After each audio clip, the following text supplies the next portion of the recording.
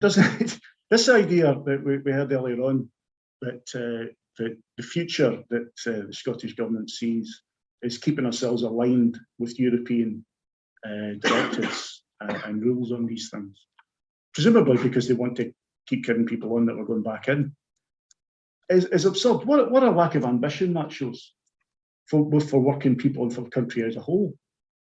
The EU floors on these things were poor. We're very, very poor. And most of what we actually ever achieved in this country was won domestically and won through the trade union movement and the Raj. We can do far better without having to resort to that, I think. The LEZ, the low emission zone, is coming to force in Glasgow. Now, some of you will know that the taxi drivers in Glasgow had an issue with that, issue with the implementation of it.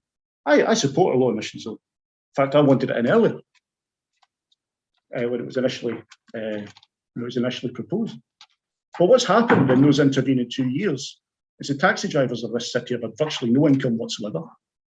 They're expected to make in some cases tens of thousands of pounds worth of adaptations to their vehicles, and they've been given, I think they've been given up to £2,000 to assist with that.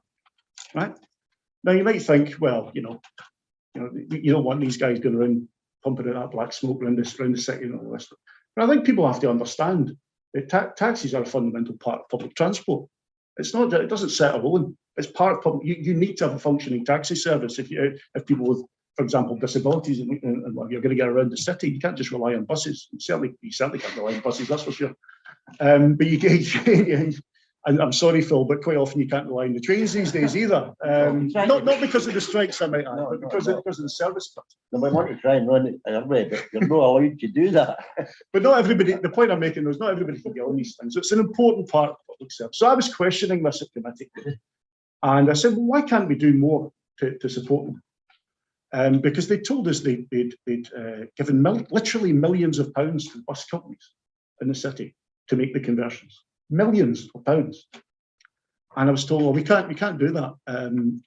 European state aid, you can't do that. European procurement, state aid. That kept getting repeated. And so I asked the question, well, how did you get away with it with the buses? Oh, we went to the commission and asked for leeway to do it. I said, why didn't you do it for the taxi drivers? Oh, we never thought of that. Do you know why they never thought of that? It's obvious why they never thought of it, isn't it?